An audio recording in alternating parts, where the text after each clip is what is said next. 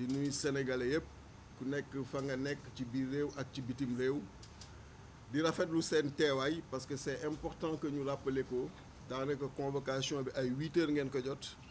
à 11 heures journalistes yëpp ñoo ngi fi loolu di wane rek vraiment yitte bi ngeen jox démocratie yitte bi ngeen jox liberté yi ñu leen ciy remercier au nom de tous les leaders et di wax encore une fois à tous les militants sympathisants fépp fu ñu gisee presse bi nanu leen tàccul nanu leen joxal ndox mu sedd jox leen chaise ñu toog parce que toog fii di wax ak àdduna bi yëpp ñoom ñoo ko waral te képp ku leen defal loolu defal nga ko Ousmane Sonko defal nga ko Khalifa Sall defal nga ko Habib Sy defal nga ko Déthié Fall defal nga ko Aïda Mbodj defal nga ko Cheikh Tidiane Youm defal nga ko tous les leaders de Yewwi Askan Wi di wax nag ni ndaje mi li ko suuxat mooy li ngeen xam ni démb woowoon nañu fële ci direction générale des élections parce que heure bu élection day jege si pratique la dañuy convoquer mandataires yi pour wàññu spécimen yi ndax couleur yi sigle yi tur yi ak tur yi ci nekk ndax méngoo na ak li ñu déposé gis ngeen débat bi nga xam ni jotoon na jóg bi conseil constitutionnel defee ñombe bi nga xam ni adduna bi ñombe boobu yéem na leen bi mu daggee suñuy liste ni liste suppléant mooy dem liste titulaire du dem bi loolu amee yenn constitutionnalistes yi yenn homme de droit yi ñoo ngi doon posé wu ay questions comment ils vont jël yenn décisions yi il faudrait que ngay mesurer le périmètre de ces conséquences ces répercussions ci loi bi alors que ki nga xam ni moo war tëddee ñaaxanaay war doxal loi bu fekkee moom mooy jël ay décisions yuy ñëw di tordre loi loolu day yéeme. Et pourquoi mooy démb bi ma demee toog dañ ma génneel benn bulletin benn spécimen nga xam ni en principe dañ ni loolu mooy doon après bulletin wi Yewwi biñ ko tegee turu suppléant yi ñoo nekk ci bulletin yi Yewwi Askan Wi ñu def ko amul photo tête de liste amul turu tête de liste identifiant yooyu nga xam ni tey loi bi ci article R58 da ko prévoir identifiant yooyu benn identifiant nekku ci donc ngeen gis décision conseil constitutionnel ni mu tordre la loi électorale ni mu tordre le code électoral nga xam ni donc ñooñu bi ñuy jël décision ils n'ont même pas profondément réfléchi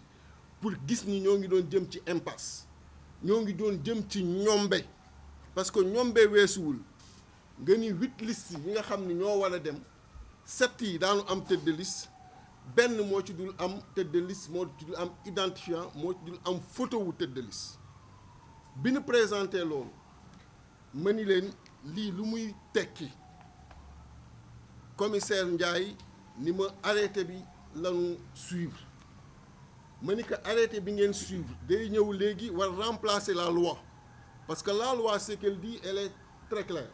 mën ngeen ko lire ñëpp ci R58 mooy élection législative day am photo wu tête de liste mu ni non on n'est pas là pour interpréter la loi ma ni que xanaa tey nga interprété wul yow commissaire Ndiaye la loi la fois passée bi ma fi ñëwee ba gis ñombe Benno Bokk Yaakaar bi ngeen leen dee bëgg sauver yow ci sa bopp yaa toogoon di ñu jéem théoriser que Yewwi Askan Wi aller vers une liste incomplète à partir d'une loi boo génnee di ko lire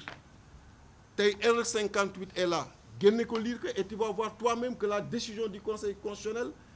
doon na décision bi nga xam ni dafa nekk du tordre la loi quand le conseil constitutionnel les sages prennent une décision buy tordre la loi dans quel pays sommes-nous bi ñu demee ba ngoon sa ma woo kenn ci ñoom mu ni ma en réalité ñoom danoo basé wu sur la décision 13E du conseil constitutionnel en son considérant 13 décision 13E mooy la réponse du conseil constitutionnel servir à Benno Bokk Yaakaar bi nga xamee ni ñoom dañu dugaloon recours pour demander que ñu éliminer suñu liste de suppléants ñoom bi ñu dugalee recours Benno Bokk Yaakaar pour demander ñu éliminer suñu liste de suppléants lii lañ ci waxoon dañu ni woon Yewwi warul am liste de suppléants parce que amatuñu titulaire te bu ñu amul titulaire dootuñu am photo te bu ñu amul photo kenn warul bàyyi seen suppléant jàll loolu la Benno Bokk Yaakaar dugaloon comme recours contre nous Conseil constitutionnel tontu leen ni leen la photo à elle seule ne suffit pas pour identifier et que am na yeneen identifiant yu fa nekk donc déjà même dans sa réponse le conseil constitutionnel commencé woon na tordre le droit soit xamul lu ci code électoral bi liiru ko xamul lu ci nekk wala soit nekkoon nañu di exécuter aveuglement benn commande provenant du président de la République et voilà aujourd'hui ci lim ñu yóbbee loolu moo waral bi ñu waxtaanee ñu ni nag liy jot na te wolof njaay dafa naan buur bu xamul ni saay na nga ni que lan buur a ngi bàq ya donc fa la ñu toll ak le président Macky Sall parce que vraiment lii may wax sénégalais bu nekk mën na ko vérifier dama koy répété waat article R58 li ñu wax ni moo war nekk ci bulletin de vote bu war a teew war a dem ci compétition dem leen ngeen lire ko. Comment on peut accepter dans ce pays maintenant que le Conseil constitutionnel jël ay décisions yi nga xam ni 15 jours après da ngay gis ni déjà mi ngi continuer du tordre la loi alors que bi mu koy jël ku nekk xam na ni lii c'est inédit mosul am ci Sénégal mosul am ci àdduna nga xam ni tout le monde dafa doon théoriser que la liste est unique et indivisible ñoom nu ñëw kuppati ko ci bi mu dalee Benno Bokk Yaakaar parce que ñombe boobu ci Benno Bokk Yaakaar lañ ko defee parce que bu leen fàttee dama koy fàttali tout le temps que Dakar bi ñu koy rejeté la liste de Dakar suppléants yi c'était paritaire ça respectait la parité titulaires yi ñoo respecté wul woon la parité te pourtant bi ñu koy rejeté est-ce que kuppati woon nañu liste bi ñu koy rejeté toute la liste lañu rejeté ndoo bi leen loolu dabee 15 jours après ñoom ñu jël liste Benno Bokk Yaakaar kuppati ko bàyyi titulaire mu jàll laisser suppléant yi donc comment on peut laisser le président de la République Macky Sall une seule seconde penser que loolu mën na continuer ci biir Sénégal moo tax ce qu'on a retenu en conférence des leaders mooy bon à tirer bi nga xam ni loolu lañ doon xaar ci man démb ñu koy wax BAT mooy Yewwi Askan Wi du viser le bon à tirer parce que Yewwi Askan Wi mënul viser li nga xam ni day tordre la loi Yewwi Askan Wi mënul nekk ci orientation bi nga xam ni président Macky Sall moo koy jël te méngoowul benn yoon ak loi bi ñu ko ci suivre parce que moomul réew mi moomuñu ëpp ñu fulla ëpp ñu fayda ëpp ñu fit je l'ai dit hier au commissaire bi ñuy toog di wax ak moom ma ni que Macky Sall mi ngi leen di yóbbu ci coono parce que li mu foog ni day dem du dem parce que fit ëpp ñu ko formation yu ñu jaar des formations d'hommes il ne l'a pas fait donc fit ëpp ñu ko bu foogee ni nag à travers ces décisions lay yëngale Sénégal yëngal Sénégalais yi ku nekk xam fulla ak fayda bi nekk ci ñoom muy ñi nekk biir réew ak bitim réew bu fekkee ni jàpp na ni jël conseil constitutionnel jël le ministre de l'intérieur ñoom ñëpp mu leen di dicter li ñu war def contre Yewwi Askan Wi mooy tax élection war am ni mu ko bëggee ak ni mu ko xalaatee mi ngi juum mi ngi yóbbu sénégalais yi ci impasse parce que lii amul sénégalais bu ànd ak xelam sénégalais bu objectif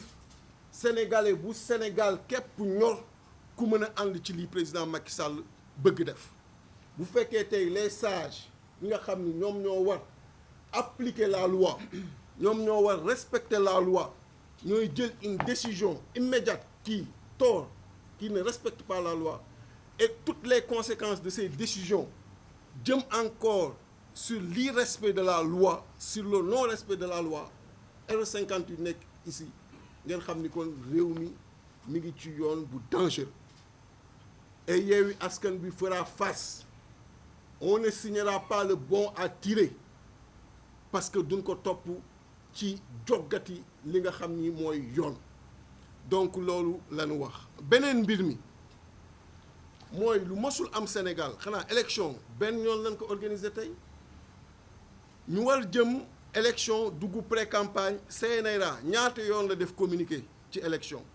kenn mënu ko compter. tout en CNRA day def communiqué est-ce que mos ngeen gis un communiqué bu CNRA bu gouverneur reprendre communiqué CNRA def si ay extension yi nga xam ni le code électoral n'en parle même pas extension bi nga xam ni dara taxu ko jóg lu dul jéem a anticiper ci manifestation Yewwi Askan Wi parce que tey il n'est dit nulle part que activité politique du am pendant pré-campagne mais ñoom ñëpp a nekk en activité politique. Macky Sall ba élection locale yi ba ci veille élection locale yi Macky Sall a ngi pré-campagne mi ngi ci ay tournée économique ak ay inauguration ak ay yu kenn xamul yéen ñëpp a ko fekkee. Alors pourquoi cette fois-ci cette nouveauté ba gouverneur naan day génne un communiqué pour reprendre communiqué CNRA donc ngeen xam que danoo nekk ci entreprise une entreprise qui ne passera pas waxuñu dara ñuy jaay ay ruube naan sunu manifestation bi ñu prévoir woon le 15 arrêté nañ ko président Macky Sall ñëw doole ci karaw ni finalement sax ci xar mi karaw ni finalement sama tournée bi ma bëggoon def Casamance bàyyi naa ko dafa ñemewul dem Casamance c'est aussi simple que ça donc yooyu yëpp pour donner benn tonus donner benn suite au communiqué du gouverneur ñu nag dugal nañu depuis le vendredi passé suñu suñu information de manifester pour le vendredi 17. Hier à 15h on était au commissariat man ak Cheikh Tidiane Youm ak le président Khalifa Ababacar Sall woo nañu foofu pour dégluñu ci manifestation ñu xamal leen ni li ñu taxoon jóg keroog moo ni indiwaat fii diggante bi nag am na lu ci dooleeku mooy le Conseil constitutionnel à travers sa décision vient encore de tordre la loi en son article R58 que vous pouvez lire et vraiment je vous invite à le lire parce que ñun lépp lu ñuy wax rek c'est documenté et je vous invite à le lire cet article-là vous les journalistes et vous allez voir Conseil constitutionnel ni mu nekkee à travers cette décision-là di joggati li nga xam ni mooy code électoral et dans ces conditions di demander à tous les Sénégalais d'aller aux élections comme pour dire que ñoom danoo nekk ci position bi nga xam ni suba lépp lu nu bëgg def mën nañ ko def bu ko defee le président Macky Sall jëm ci bénéficier wu donc ñu répéter que li ñu taxoon jóg keroog moo ñu tax a jóg am na lu ci dooleeku mooy encore le Conseil constitutionnel tord na loi bi à travers cette décision donc on le répète encore une fois Yewwi Askan Wi ne signera pas le BAT Yewwi Askan Wi ne se laissera pas faire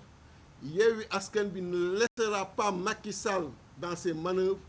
ni le ministre de l'Intérieur ni le Conseil constitutionnel les 7 supposés sages que le Cheikh Tidiane Youm a d'ailleurs appelé noo ko tuddee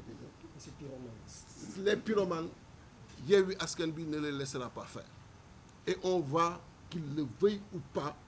faire notre manifestation du 27 du 17 qu'il le veuille ou pas Yewwi Askan Wi Yewwi Askan Wi va participer avec sa liste nationale sinon il n'y aura pas d'élection dans ce pays kon ñuy woo mbokk yi ku nekk foo ne nga dégg loolu xamee que noonu xam ni président Macky Sall dafa bëgg jël buumu jaam takk ko suñuy baat te Sénégal jaam amu fi danoo yàgg bañ danoo yàgg fippu bañ ak fippu moo ko teg ci boppu réew mi bañ ak fippu moo tax tey mu doon président de la République sinon du ko doon mos a doon c'est le seul à avoir fait 3 ans dans l'opposition 2008 fin 2008 la ñëw 2012 mu yegg ci pouvoir donc xamul en réalité rythme opposition xamul rythme bañ xamul rythme porter ay principe xamul rythme porter la démocratie, xamul rythme porter les libertés. Parce que ça a été extrêmement facile pour lui. De sorte qu'il pense que lépp lu mu mën a jël mën na ko dérouler et day yomb et noonu la koy sénégalais yi di bàyyi. Yéen yi ñuy waxal yéen a war a jóg xamal que ni du demee noonu parce que demeewul woon noonu ba ngay yegsi demeewul woon noonu avant 2008 président Abdoulaye Wade di yegsi te du demee noonu en 2022 ni en 2024 mbéjum kanam boroom moo koy fajal boppam te tey le président Macky Sall bépp sénégalais ak bépp sénégalaise foo mën a nekk yow la mbéj ci li nga xam ni teguñu ko ci suñu bakkan dañ ko teg ci li nga xam ni moo ñu boole conseil constitutionnel ñu tordre ko encore une fois kon loolu laa amoon lu may wax di dellu di gërëm ñëpp di ñaawlu aussi la RTS parce que ce qu'il faut dire démb rek président Khalifa mi ngi koy fàttali CNRA esprit ci code bu 93 bu tax ñu dugal disposition de pré-campagne non couverture par les médias c'était la RTS ni mu daan def ak le candidat en exercice le candidat au pouvoir nga xam ne la RTS dafa doon ignorer tous les opposants du suivre di def propagande pour le candidat au pouvoir jusqu'au jour des élections loolu moo taxoon en son temps ñu waxoon ni pour équilibrer ñu dugal disposition boobu article L61 loolu la mais tey xool leen RTS est-ce que mos ngeen fi ñëw yéen ñiy couvrir activités yi boobu ba tey di suivre l'opposition partout dans des difficultés dans la sueur est-ce que mos ngeen gis une fois opposition bi am activité RTS ñëw teg fi micro vous l'avez jamais vu mais RTS ñu ñoo koy fay sénégalais yi ñoo koy fay ñoom ñoo leen di fay yéen ay organes privés ngeen contribuable sénégalais yi à part lu ñàkk fayda ñuy joxe tous les ans xaw ma tuddee aide à la presse mais ñëwul ci yéen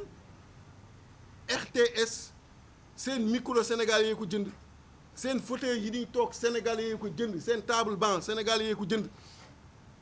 bu sénégalais yi wootee doo leen gis il y a que le président Macky Sall ak ay ministres am ñoo mën woote ngeen gis leen ñu toog te bu ñu toogee à longueur de journée di leen tegal seen ay activités di leen tabaxal immeuble 33 milliards alors que yéen ñii 33 milliards yooyu bu ko tasoon ku nekk am benn immeuble am et vous servez plus les Sénégalais que la RTS et vous n'êtes pas payé par les Sénégalais donc gisoo leen fenn donc ñoom ñoo taxoon L61 jóg la RTS démb le président Khalifa mi ngi koy fàttali parce que fekkee na donc pour dire que ñoo ngi fustiger encore une fois seen démarche ñu xam ni nag ni président Macky Sall moo fi nekk tey ala kuli ali de fii jóg suba donc ëllëg lu jar a sóoraale la te ñun on est pour les libertés l'accès à l'information pour tous et quel que soit alpha loolu dina ami biir RTS donc ñuy wax loolu aussi. Avant d'aller sur la version française, le patron public évoque dinañ marcher le 17, il ne l'a pas dit en wolof, il l'a dit en français. Vous le dites en wolof s'il vous plaît. dama ni le 17 jàpp nañu marche bi te daan ko def. Rassemblement la sax d'ailleurs merci président rassemblement à la place de la nation. Ce même jour à Ziguinchor il y aura également une marche. bis boobu tamit Ziguinchor dina am marche le 17 parce que bi yoon au lieu d'un point 2 points lay doon et ça va aller crescendo day gën a yëg ci points yi nga xam ni moom la ñuy def au niveau du Sénégal donc 17 bi dina am rassemblement fii ci place de l'Obélisque am marche fële nga xam ni moom mooy Ziguinchor pour aller très vite on voudrait à la suite des remerciements et félicitations adressés à la presse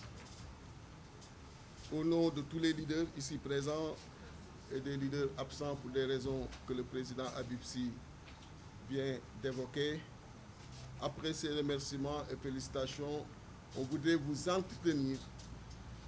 de la situation du pays et principalement du processus électoral, parce qu'hier, on a été convoqué à la direction générale des élections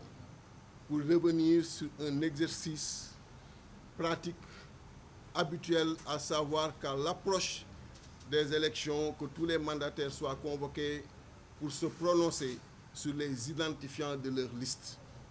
pour se prononcer sur la maquette, sur les spécimens de leur liste. Et quand on est arrivé, le commissaire nous a présenté un spécimen de Yewwi Askan Wi sur lequel ne figurait aucune photo. Et tout le monde sait que Yewwi Askan Wi avait déjà choisi sa tête de liste et avait donné, au moment du dépôt, la photo de sa tête de liste, à savoir Ousmane Sonko. Et sur le spécimen qu'on nous a présenté, il n'y avait aucune photo. Et quand on a demandé au commissaire Ndiaye qu'est-ce qui peut expliquer que la disposition, l'article R58 du Code électoral, qu'est-ce qui peut expliquer qu'il soit aujourd'hui piétiné, il nous a juste répondu qu'ils n'ont fait qu'appliquer l'arrêté et qu'ils ne sont pas là pour interpréter la loi. Et c'est là que je lui ai retourné son interprétation de la fois passée, quand il a tout fait pour nous vendre la liste incomplète de Yewwi Askan Wi sur le cas Fama Meng, alors que tout le monde savait que la complétude ou non d'une liste ne se mesurait qu'au moment du dépôt. Et on s'est rendu compte qu'en plus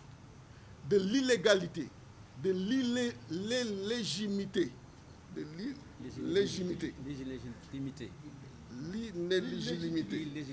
voilà. On s'est rendu compte qu'en plus de ça,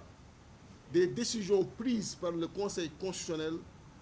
les voilà encore dans le périmètre des conséquences dans un acte d'illégalité. Parce qu'ils demandent aujourd'hui à la Direction générale des élections de ne faire figurer aucune photo sur la liste de Yewwi Askan Wi, alors que toutes les autres listes bénéficient aujourd'hui de cette spécificité. Ce qui est une discrimination flagrante. Et vous pouvez lire, et je vous invite vraiment à lire l'article R58 qui explique en clair ce qui est prévu et qui devait être aujourd'hui présenté au mandataire de Yewwi Askan Wi hier. Face à cette situation, nous avons fait un point et on a dit très clairement que Yewwi Askan Wi ne peut continuer à subir cette forfaiture venant du président Macky Sall et qu'en aucun cas nous n'allons le suivre dans cette orientation, et par conséquent il est hors de question que l'on vise le bon à tirer, appelé BAT. Donc ce bon-là, nous ne le viserons pas. Non seulement nous ne le viserons pas, mais nous ne nous laisserons pas faire. Parce que vous suivez avec nous depuis lors qu'acte après acte, le président de la République ne cesse de provoquer Yewwi Askan Wi, de provoquer la population sénégalaise. Parce que si on se donne autant de soins à dire le président de la République, c'est à cause d'une loi.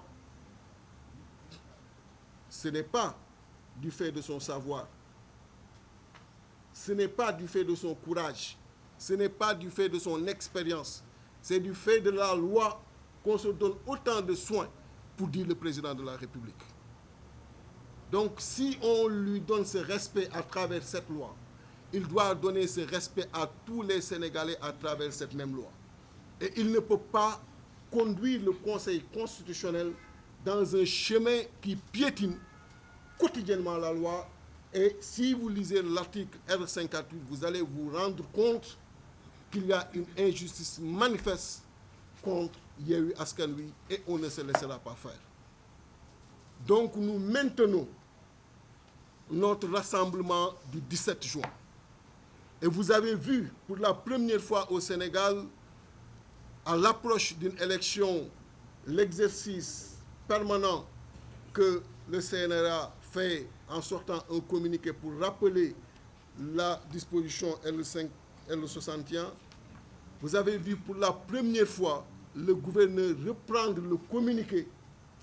pour justement faire des extensions qui ne sont même pas prévues par l'article L61. Et à sa suite, vous avez vu ce jeu de Benno Bokk Yakaar qui annule sa manifestation, du président de la République Macky Sall qui annule sa tournée au niveau de la Casamance parce qu'il a peur d'y aller. Il sait qu'il est très impopulaire là-bas. Et tout ça, certainement pour aller dans un sens. Mais ils nous trouveront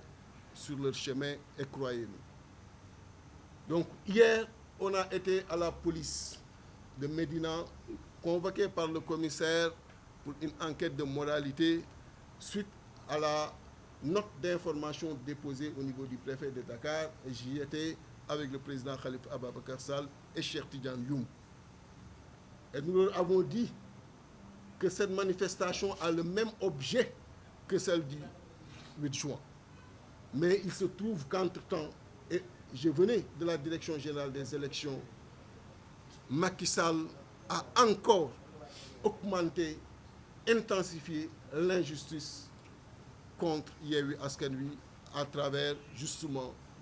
l'article R58 qu'il venait de piétiner. Et ce même jour,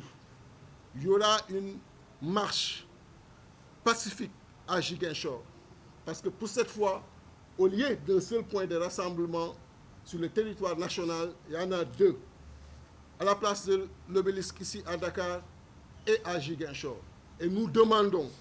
à tous ceux qui sont au niveau de la diaspora de faire la même chose. Et nous les félicitons également pour la marche, le rassemblement qu'ils ont réussi la fois passée et qui a amené le président Macky Sall d'ailleurs à recevoir n'importe qui en France. Des audiences décriées par tous les Sénégalais. Parce qu'il avait peur, il a peur. Il sait qu'aujourd'hui, il est impopulaire et que les Sénégalais sont prêts à en découdre avec lui. Voilà ce que je pouvais dire en résumé et revenir un peu sur l'affaire Abdou Bara Dolly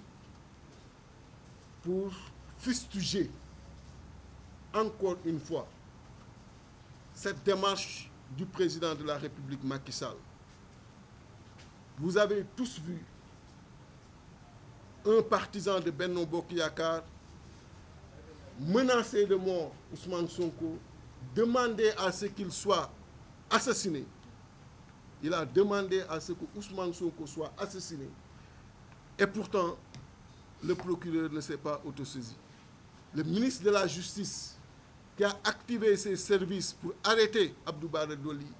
ne l'a pas fait contre ce partisan de Benno Bokk Yakaar. Et aujourd'hui, ils ont arrêté un député qui est en session.